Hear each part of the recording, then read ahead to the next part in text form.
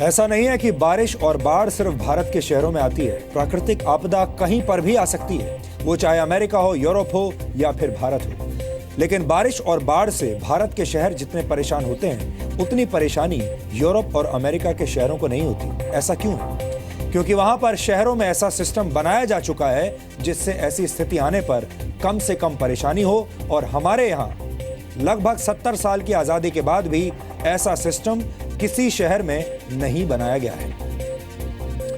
बाढ़ और बारिश से निपटने के लिए नीदरलैंड से सीखा जा सकता है, जहां 27% जमीन समुद्र तल से नीचे है और इस निचले इलाके में नीदरलैंड्स की करीब 21% आबादी रहती है। लेकिन नीदरलैंड्स ने आज से 400 वर्ष पहले ही ड्रेनेज सिस्टम डेवलप कर लिया था। वहां 430 नगर निकायों में कारगर ड्रेनेज सिस्टम मौजूद हैं।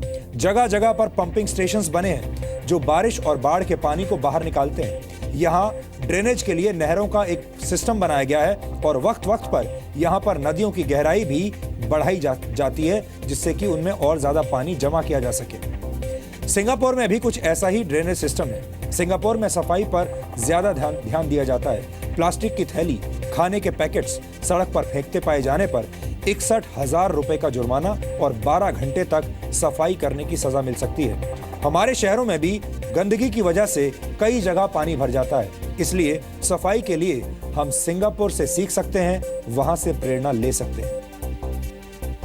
फ्रांस की राजधानी पेरिस में भी बेहतरीन ड्रेनेज सिस्टम है। यहाँ पर वॉशिंग आउटलेट्स बनाकर सड़कों पर पानी के जमाव को रोका जाता है। इन सभी आउटलेट्स को सीवर लाइन से जोड़ा गया है। सड़कों पर कूड़ा फैलाने पर यहाँ करीब 3,000 रुपए का जुर्माना तय है। न्यूयॉर्क का ड्रेनेज सिस्टम भी काफी अच्छा माना जाता है। न्यूयॉर्क के मैनहट्टन इलाके के ड्रेनेज आउटपुट की बात करें तो वो भी 15 करोड़ गैलन प्रतिदिन से ज्यादा होता है। लेकिन वहां की व्यवस्था इतनी शानदार है कि इस सीवेज और कूड़े से बायोसॉलिड्स बनाए जाते हैं, जिन्हें गोल्फ कोर्स में, शमशान में और फर्टिलाइजर्स तैयार करने में इस्तेमाल किया जाता है। ये तमाम देश ऐसे हैं जहां से हम सीख सकते हैं। आपने नोट किया होगा, हमारे देश के नेता स्टडी टूर्स के लिए अक्सर विदेश जाते हैं और जिन देशों को वो स्टडी टूर्स के लिए चुनते हैं वो अक्सर इसी तरह के देश होते हैं, जैसे सिंगापुर चले गए, स्विट्जरलैंड चले गए, फ्रांस चले गए, या फिर आपने सुना होगा अमेरिका भी जाते हैं, ब्रिटेन भी जाते हैं।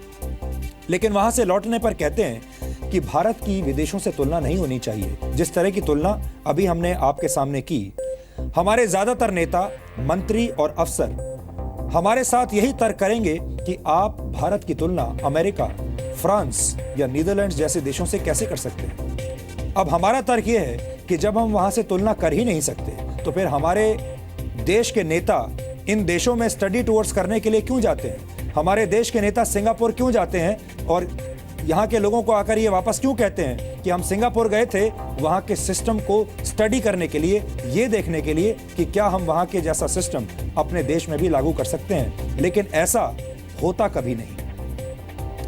दिल्ली के लोग बेशक इस बात से परेशान हो रहे हों, लेकिन उन्हें यह समझ में नहीं आ रहा कि ऐसी मुसीबत के वक्त में दिल्ली के मुख्यमंत्री अरविंद केजरीवाल के अंदर का आम आदमी गायब क्यों हो जाता है। दिल्ली में रहने वाले लोग अब ये सवाल भी पूछ रहे हैं कि अब अरविंद केजरीवाल को दिल्ली की समस्याएं सुलझाने से कौन रोक रहा है। अरविंद केजरीवाल चाहते तो ड्रेनेज सिस्टम पर काम कर सकते थे, ट्रैफिक पर भी काम कर सकते थे और वो चाहते तो सड़कों को भी ठीक करवा सकते थे, क्योंकि ये सब उनके अधीन आता है। और जवाब है कि अरविंद केजरीवाल को समस्याएं सुलझाने से सिर्फ एक ही व्यक्ति रोक सकता है और वो है खुद अरविंद केजरीवाल। क्योंकि अरविंद केजरीवाल अक्सर ये राजनीतिक डायलॉग मारते रहते हैं कि उन्हें केंद्र सरकार काम नहीं करने दे रही। वो ये भी कहते हैं कि उन्हें दिल्ली के लेफ्टिनेंट गवर्नर काम नहीं करने दे रहे, एलजी नहीं चाहते कि वो दिल्ली में काम करे। लेकिन आज दिल्ली की जनता अरविंद केजरीवाल से पूछ रही है कि उन्होंने इस समस्या को सुलझाने के लिए अपने स्तर पर अब तक क्या किया है। दिल्ली में सबसे ज्यादा दिक्कत सीवेज सिस्टम की है और ये हम आपको आंकड़ों के माध्यम से बता चुके हैं। दिल्ली का सीवेज सिस्टम दिल्ली की वाटर मिनिस्ट्री के अधीन आता है और इस वक्त दिल्ली के वाटर मिनिस्टर हैं कपिल मिश्रा, जबकि फ्लड एंड इरिगेशन विभाग के मंत्री गोपाल राय हैं और इसलिए उनकी भी सीधे जिम्मेदारी बनती है। सीधे तौर पर दिल्ली के लोगों को इस मुसीबत से निकालने की जिम्मेदारी दिल्ली के मुख्यमंत्री अरविंद केजरीवाल और दिल्ली के उप मुख्यमंत्री मनीष सिसोदिया की भी बनती है। लेकिन ऐसा लगता है कि अरविंद केजरीवाल की राजनीति में आम आदमी वाला तत्व उनके राजनीतिक फ्रीजर में बर्फ की तरह ठंडा और जमा हुआ है। अरविंद केजरीवाल से हम ये कहना चाहते हैं कि केजरीवाल सर, दिल्ली की जनता दफ्तर जाना चाहती है, दिल्ली की जनता अपने काम पर जाना चाहती है, दिल्ली के बच्चे अपने स्कूल जाना चाहते हैं, उन्हें जाने दिया जाए, उन्हें काम करने दिया जाए। आपसे गुजारिश है, आप केंद्र सरकार और दिल्ली के एलजी पर अपनी जिम्मेदारियों का ठीकरा फोड़ने के बजाय मन लगाकर सच्चे मन से दिल्ली के लोगों के लिए जनहित के काम करें।